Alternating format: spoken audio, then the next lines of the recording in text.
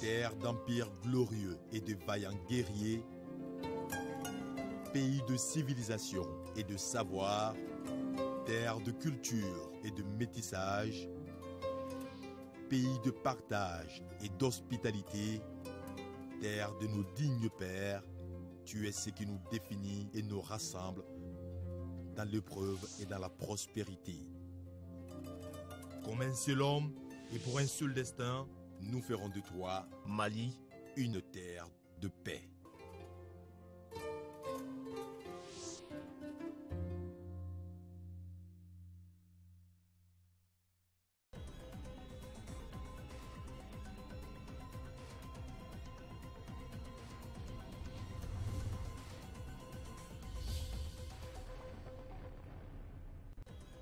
« 40e anniversaire de la disparition du premier président du Mali, Modibo Keïta. La tradition respectée avec le dépôt de gerbes de fleurs sur la tombe de l'illustre disparu par le président de la République, Ibrahim Boubacar Keïta. Dialogue politique, partenariat Mali-Union européenne, les deux parties plus que jamais ensemble dans la lutte contre la pauvreté. Une séance de travail les a réunis ce matin au ministère des Affaires étrangères. Pour une meilleure appropriation de l'accord pour la paix et la réconciliation, le dialogue reste la meilleure arme, dixit le gouverneur de région de Ménaka. Gros plan sur Ménaka dans la page spéciale en 2 de l'accord. Bonsoir et bienvenue dans ce journal. Le président de la République, Ibrahim Boubacar Keïta, est arrivé cet après-midi à Conakry où il a été accueilli à sa descente d'avion par son frère et homologue guinéen, le professeur Alpha Condé.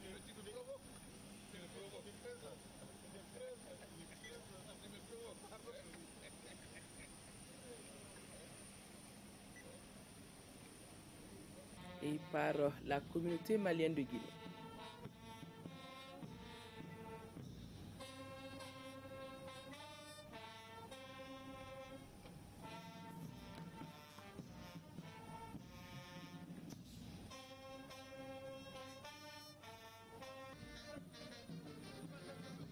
À Conakry, le président de la République prendra part demain aux travaux de la 17e conférence des chefs d'État et de gouvernement de l'Organisation pour la mise en valeur du fleuve Sénégal, OMVS.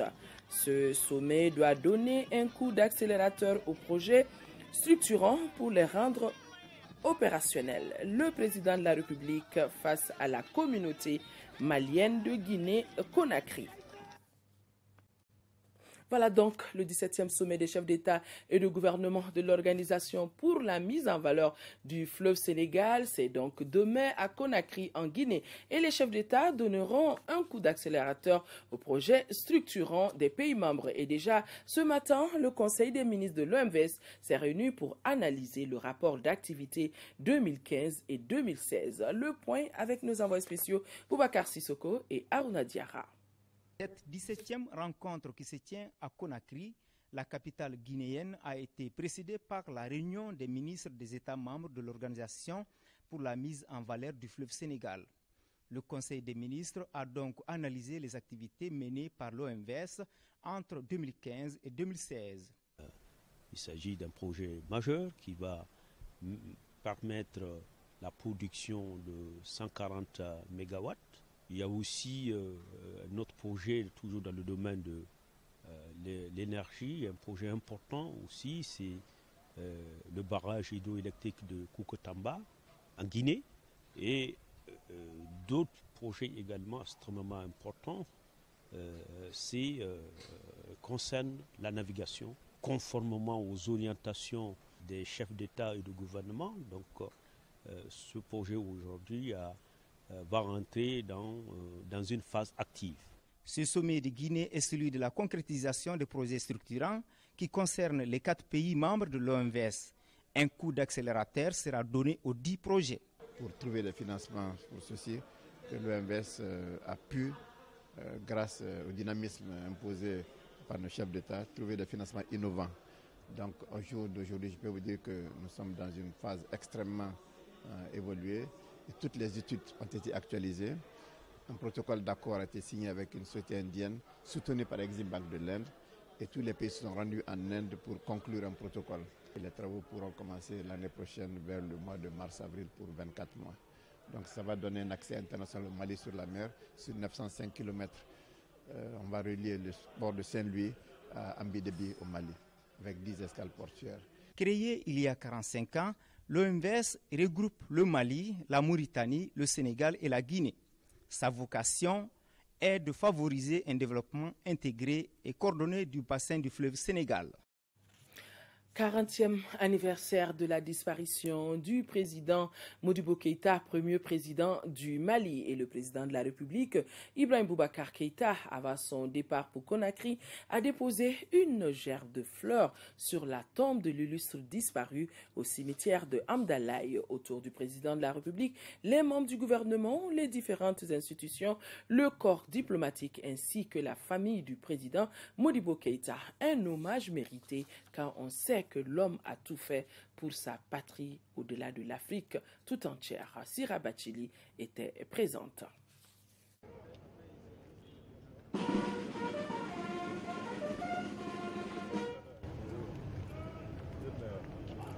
Jour de mémoire et de rappel de la valeur de celui qui a tout donné à sa patrie, Modibo Keïta, premier président du Mali. Le Mali rend donc hommage à un de ses fils qui a porté haut le flambeau de son pays en Afrique et au-delà. Cela fait donc 40 ans que disparaissait l'homme, laissant de bons souvenirs d'un patriote hors pair.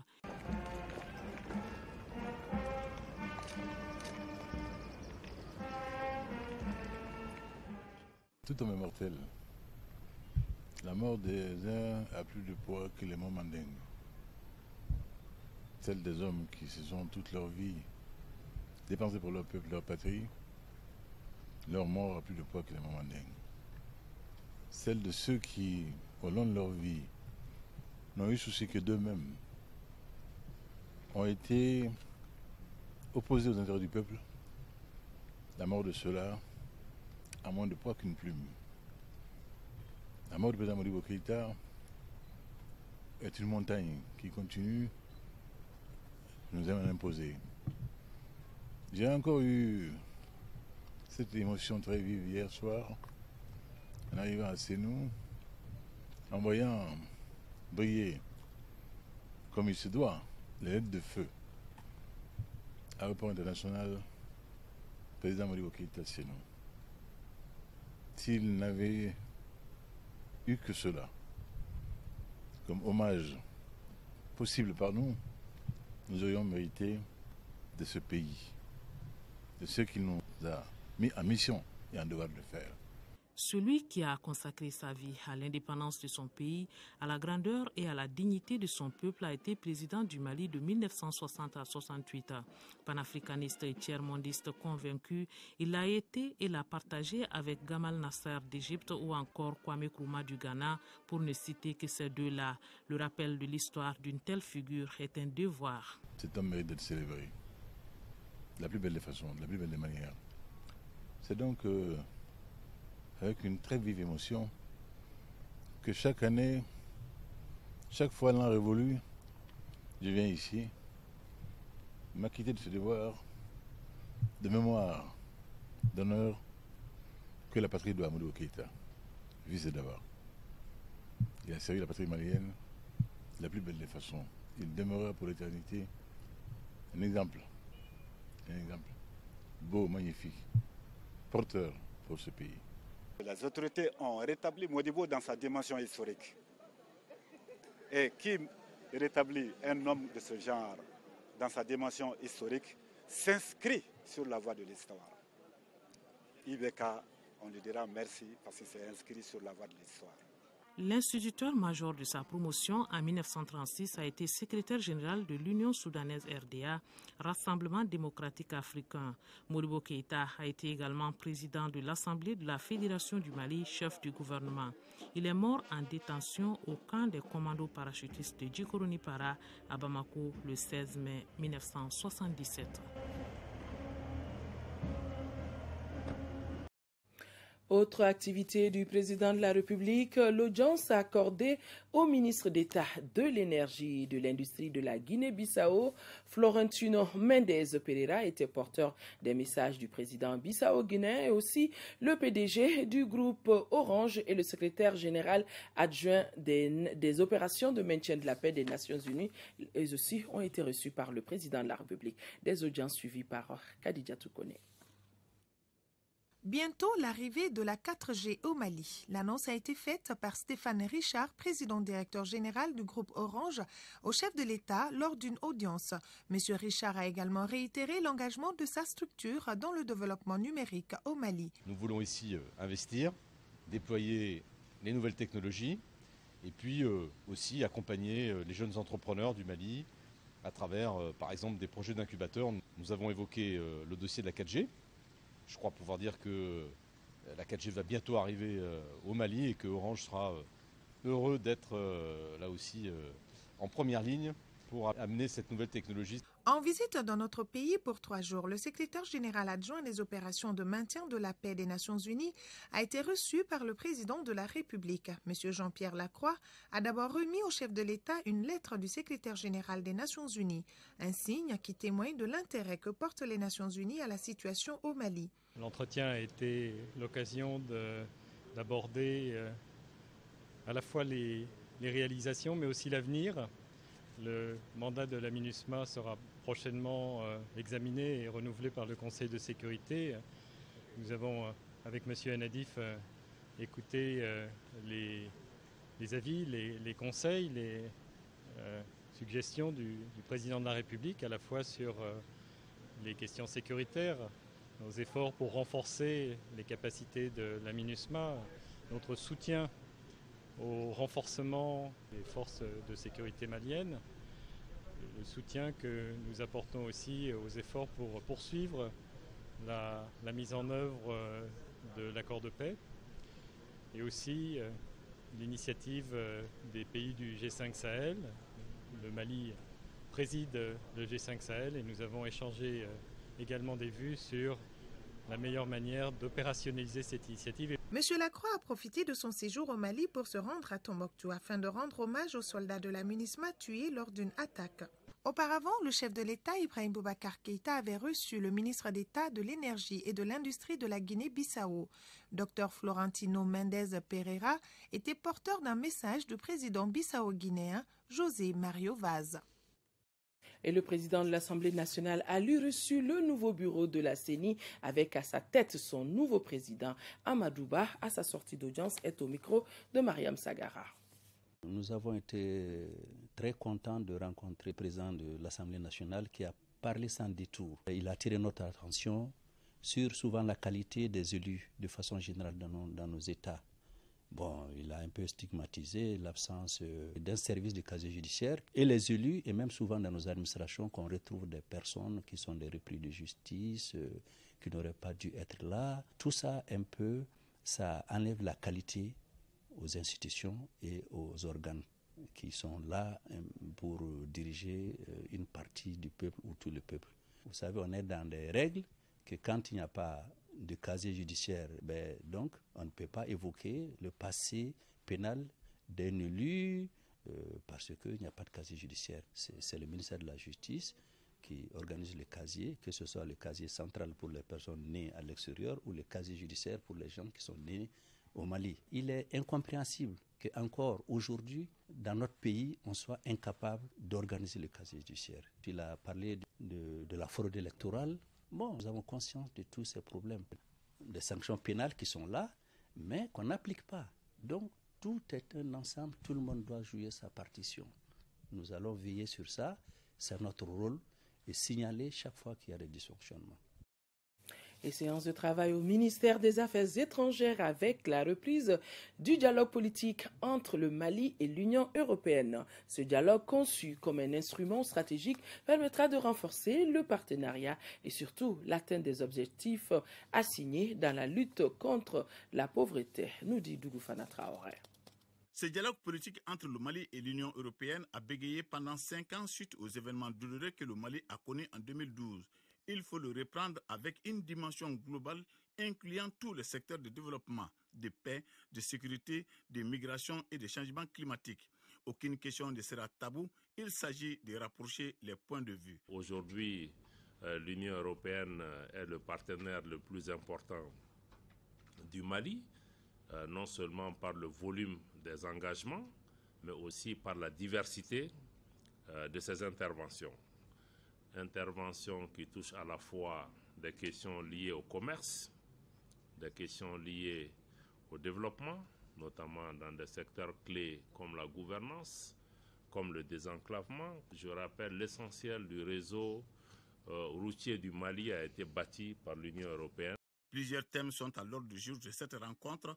La méthodologie sur la tenue du dialogue en application de l'article 8 de l'accord de Cotonou, la gouvernance, la décentralisation, les élections, la mise en œuvre de l'accord, les calendriers électoraux et référendaires, la sécurité et la stabilité, entre autres. Il y a un certain nombre de sujets nouveaux.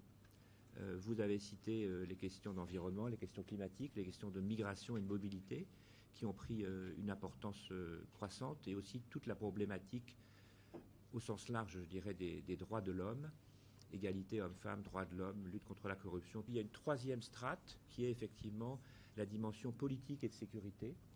On prit part à cette rencontre plusieurs représentants des ambassades des pays membres de l'Union européenne accrédités au Mali, les responsables de l'UETM et de l'UCAP. Le ministre des Droits de l'Homme et de la Réforme de l'État était, lui, en visite chez le médiateur de la République, et cela pour parler de l'état d'avancement de la rédaction de la charte pour la réconciliation nationale issue des travaux de la conférence d'entente nationale. Maître Kassoum Tapo a ensuite échangé avec les représentants des organisations de défense des droits humains. Compte rendu à Gali Aguissa. Au cours de cette rencontre, le ministre des Droits de l'Homme et de la Réforme de l'État a recensé les préoccupations des défenseurs des droits humains. Des préoccupations qui se résument à l'application de la loi dans le respect des droits de chaque individu. L'initiative a été saluée par les différents acteurs. Nous avons salué cette initiative qui instaure un cadre de concertation entre les organisations, les institutions des droits de l'homme et le ministère des Droits de l'Homme et de la Réforme. Ça nous permettra d'échanger sur la situation des droits de l'homme et de faire des propositions en vue de l'amélioration de la situation des droits de l'homme. Car comme vous le savez, c'est tous ensemble que nous ferons des droits de l'homme une réalité.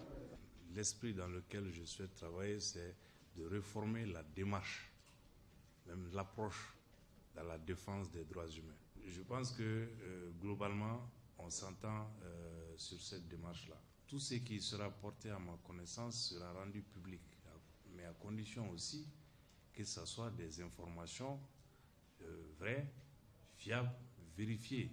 Auparavant, le ministre s'était rendu chez le médiateur de la République, Baba Akib Haïdara, pour s'enquérir des éléments de la charte pour la réconciliation nationale en rédaction et le système d'organisation de l'espace d'interpellation qui mérite d'être renforcé selon le visiteur. Les vaccins protègent tout le monde, faites-vous vacciner. Tel est le thème de la Semaine africaine de vaccination, édition 2017. Le ministre de la Santé et de l'Hygiène publique a personnellement procédé à Sénou au lancement de l'activité. Inaba était présente.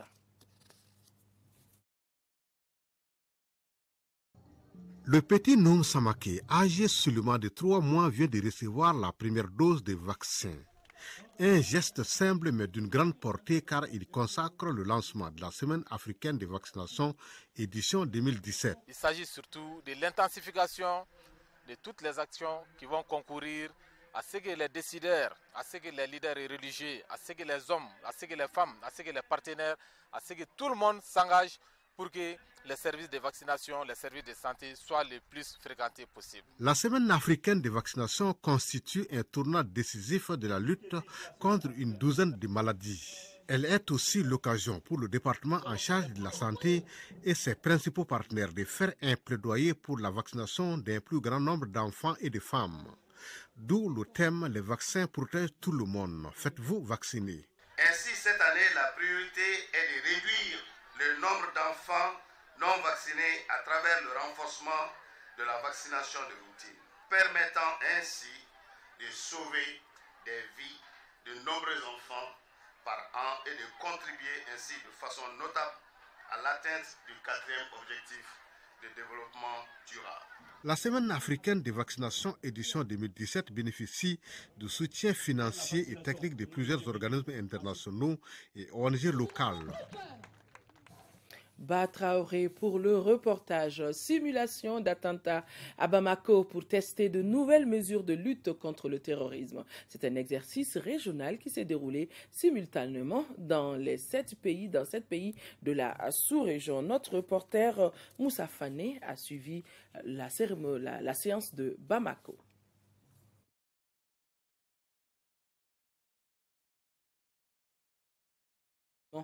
De Moussa Fane n'est pas en place. Érigée en région par la loi numéro 2012-017 du 2 mars 2012, la région de Ménaka a vu ce rêve se concrétiser en 2016 avec la nomination de son tout premier gouverneur. Et pour le gouverneur Daouda Meiga, le dialogue reste le seul vrai outil pour une meilleure appropriation de l'accord, même si beaucoup reste à faire. Gao, les explications de Drissa Kone.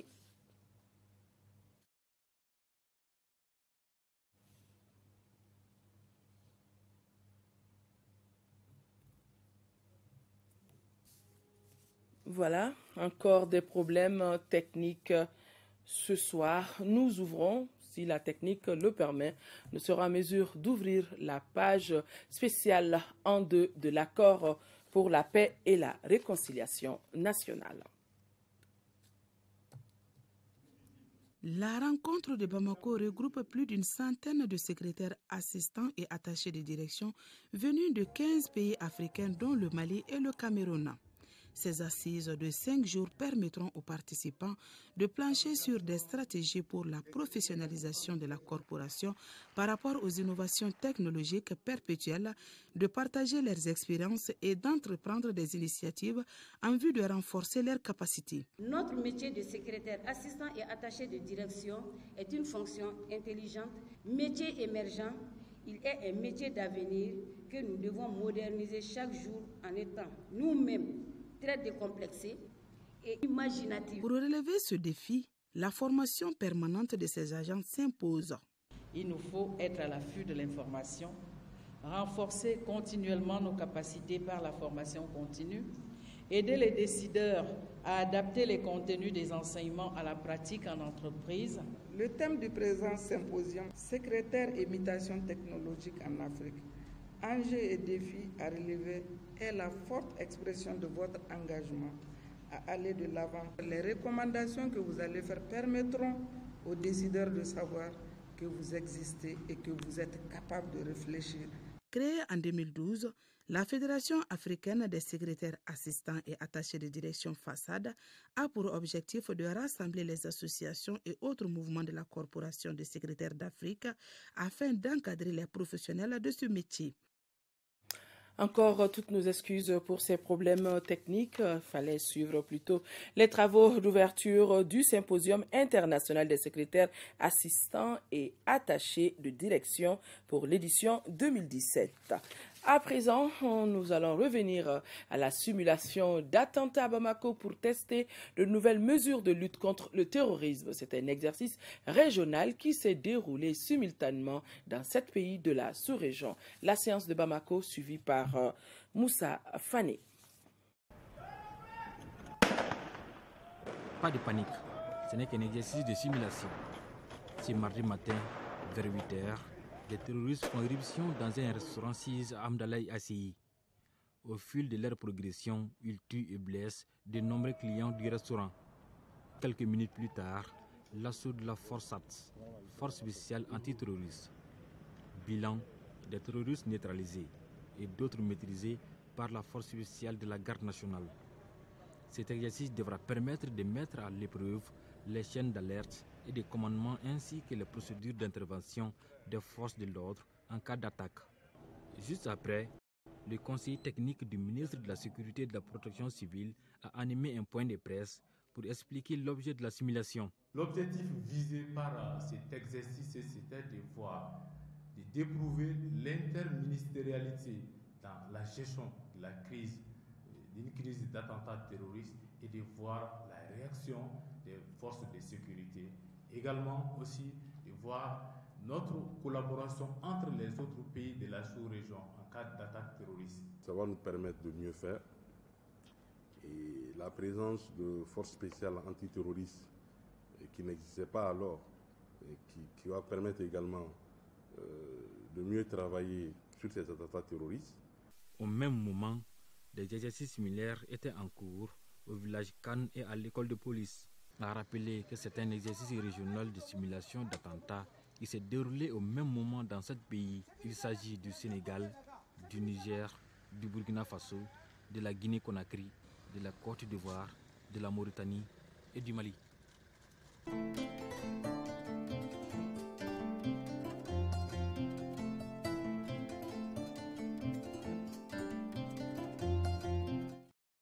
Nous sommes donc dans la page spéciale Accord pour la réconciliation, le 2e anniversaire, donc 10e érigé par la loi numéro 2012-017 du 2 mars 2012. La région de Ménaka a vu ce rêve se concrétiser en 2016 avec la nomination de son tout premier gouverneur. Et pour Daouda Maïga, le dialogue reste le seul vrai outil pour une meilleure appropriation de l'accord, même si beaucoup reste à faire. Les explications de Drissa Akone. C'est dans la foulée de la mise en œuvre de l'accord que le gouverneur de Ménaka a été nommé par le Conseil des ministres extraordinaire du mardi 19 janvier 2016. Daouda Maïga a prêté serment à Gao le 7 avril de la même année avant de se rendre pour la première fois dans la circonscription le 26 du même mois. De cette date à nos jours, les choses sont allées vite. Pour la région de Ménaka, nous avons toute l'administration qui est en place. D'autre part, avec la mise en place des autorités intérimaires, dont nous avons assuré la fonctionnalité aujourd'hui même à Ménaka, le président et ses membres sont installés. Après de nombreuses rencontres sur la mise en œuvre de l'accord qui est à sa 2e année, cette dynamique collective a permis de donner à la jeune région tout son statut de la 10e circonscription administrative du Mali. La mise en œuvre institutionnelle de l'accord, nous le voyons et nous le savons tous, font des affaires tous les jours. À Ménaka, j'ai 6 conseillers spéciaux, c'est-à-dire plus que les membres de mon cabinet venant des groupes armés. Donc des efforts sont faits pour intégrer, pour assimiler nos frères qui étaient dans les groupes armés à la gestion de l'administration. La cessation des hostilités entre les belligérants, le retour de nombreux réfugiés dans les sites d'accueil, la mise en place des autorités intérimaires le 2 mars sont entre autres premiers acquis de la mise en œuvre de l'accord. En analysant la situation, ce qui reste à faire dans l'accord est grossi par les problèmes d'insécurité liés aux groupes terroristes, notamment aux problèmes dans le centre du pays, qui se sont en réalité juxtaposés à l'accord que nous sommes en train de mettre en œuvre. Donc d'autres problèmes sont en train d'être gérés et leur gestion est confondue à celle de l'accord. Malgré ces tableaux reluisants dans la région de Ménaka, le bout du tunnel est encore loin quand on sait qu'il est facile de faire la guerre que de construire la paix. Mais désespoir n'est pas malien, dira Daouda Maïga, gouverneur de la région.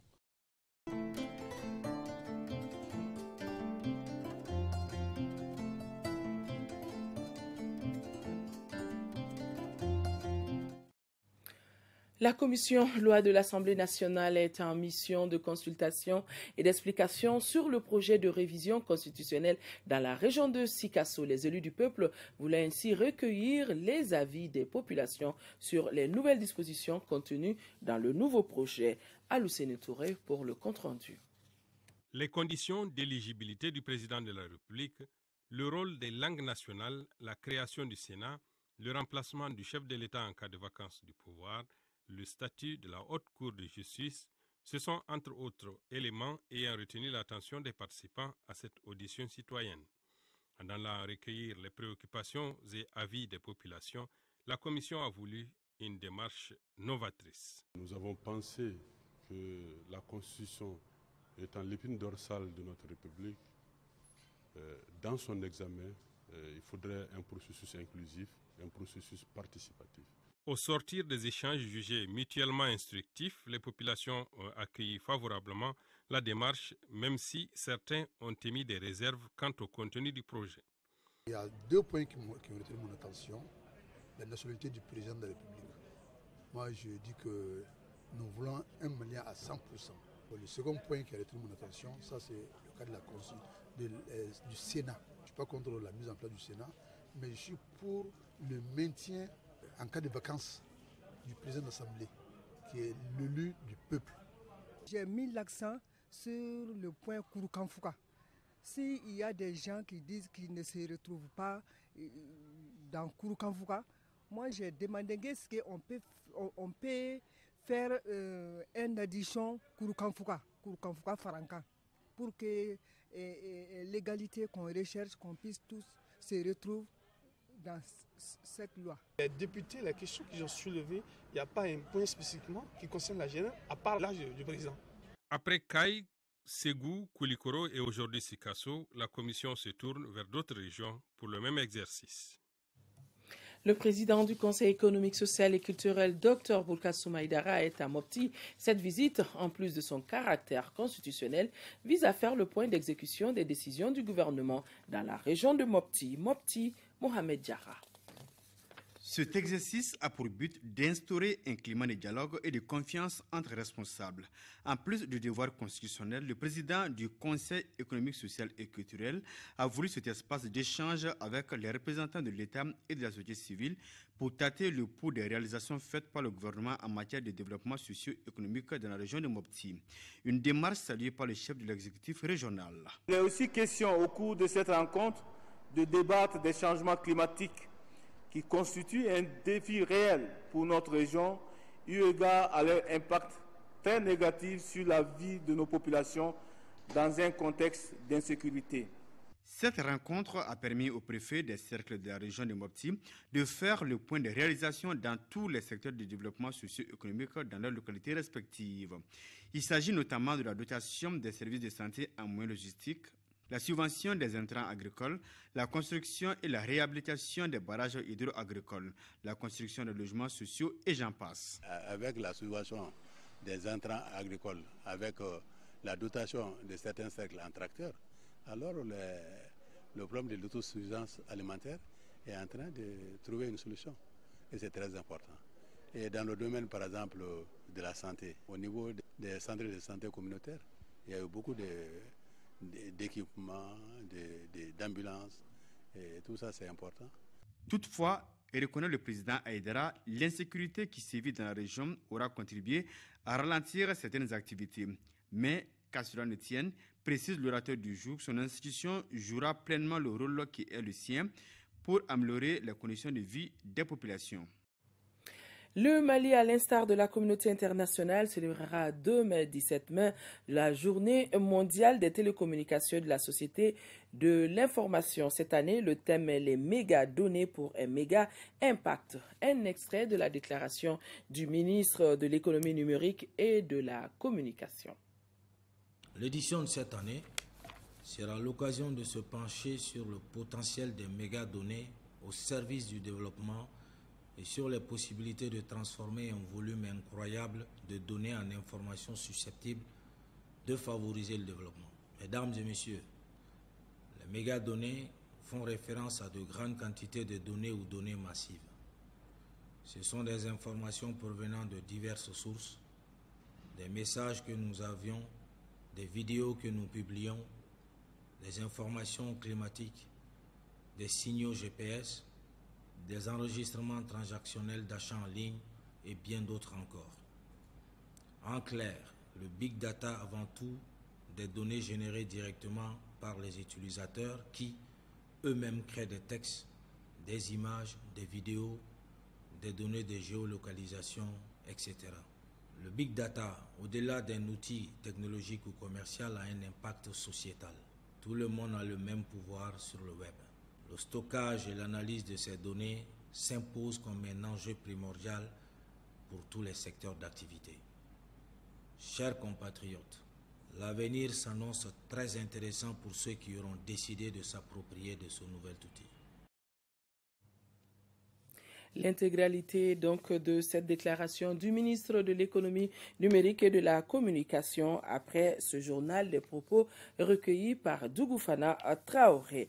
Le FOHABA 2017, FOHABA, c'est le Forum de l'habitat et des banques qui a mobilisé plusieurs acteurs maliens aux États-Unis. Premier objectif étant de sécuriser les investissements des Maliens de la diaspora dans leur pays d'origine. Première étape, Atlanta aux États-Unis. Nos envoyés spéciaux, Idrissa Traoré et Aïssata Ibrahim Meiga.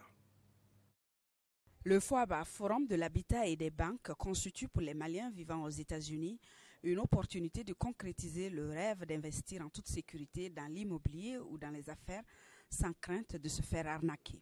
C'est un forum très très fiable. C'est un forum où vous pouvez avoir une maison sans avoir de maux de tête. C'est un forum où vous pouvez compter à 100% qu'il n'y aura pas un problème de papier de votre maison là-dessus. Il s'agit de montrer aux Maliens de l'extérieur que nous sommes en train de travailler pour la sécurisation du foncier et qu'ils peuvent bien investir dans le pays puisque les dispositions sont en cours depuis que le président de la République s'est engagé à mettre en place un cadastre fiable, infalsifiable pour le Mali. À Atlanta, services publics, entreprises immobilières et financières ont étalé leurs services et programmes aux Maliens ici toutes les conditions d'acquérir un logement ou d'investir au Mali. Ce forum pour la première fois à Atlanta nous a permis vraiment de découvrir beaucoup de choses sur l'obtention des maisons. Il est très bien d'avoir un forum comme ça avec les investisseurs, les banques, les assurances. Donc étant ici aux États-Unis, donc on est assuré que l'argent va sur le droit chemin. Le FOHABA actuellement, la 3e édition à Atlanta a été un grand succès et c'est un tout pour nous. Ça nous permet vraiment d'avoir, comme on le dit, un toit au pays, un toit chez soi, et puis de mener des activités sans qu'on ne soit au pays par l'intermédiaire de toutes ces associations et de tous ces services qui sont là, faire des productions et investir au pays. Pour nous, l'objectif est largement atteint du fait que nous avons pu rapprocher le maximum de Maliens, nous avons pu expliquer ce que nous faisons et en plus de cela, nous avons pu approcher beaucoup de gens qui sont intéressés par nos produits. Avec le FOHABA, le Forum de l'habitat et des banques, finit les arnaques et autres détournements de fonds des Maliens des États-Unis. Une belle initiative à étendre à d'autres Maliens de la diaspora. Des États-Unis, on se rend à Caille, en première région, où le directeur général de la gendarmerie nationale est en visite de terrain. Caille, on fait le point avec Jafar Haïdara. Cette visite du directeur général de la gendarmerie dans la région de Caille s'inscrit dans le cadre de prise de contact avec les unités afin de s'enquérir des conditions de travail des gendarmes dans la première région. La première étape de sa visite a concerné les cercles de Djema et Nyoro en passant par Sandaré. Le constat est le délabrement avancé des locaux de la brigade territoriale de Djema et de Sandaré, le manque de matériel roulant, l'insuffisance du personnel. Au cours de cette visite de terrain, le colonel-major Satigi Moro Sidibé a rencontré la société civile, les autorités administratives et politiques des différentes localités visitées. Il y a de plus en plus une grande complicité entre les populations, toutes les couches sociales, mais également entre les autres forces présentes sur le terrain et les unités de gendarmerie. Nous les avons exhortés à maintenir ce cap. Malgré l'insuffisance des moyens, les gendarmes restent dévoués pour sécuriser les personnes et leurs biens. À la fin de sa mission à Nyoro du Sahel, le directeur général de la gendarmerie a remis un véhicule à l'escadron de la gendarmerie de Nyoro pour renforcer leur capacité d'intervention. Mot de politique, le comité exécutif national du mouvement citoyen pour l'alternance, le travail et la transparence, MCATT, conduit par son président Jamil Bitar, a été reçu par le président Oumar Amadou Ndiko, assisté des autres membres du secrétariat exécutif du Parti pour la solidarité et le progrès, PSP. Après échange et discussion, les deux délégations ont reconnu l'importance d'une plus grande implication des formations politiques dans la gestion de la grave crise multidimensionnelle que traverse notre pays. Voilà, c'est donc tout pour ce journal. Merci de l'avoir suivi. Excellente nuit à tous. Au revoir.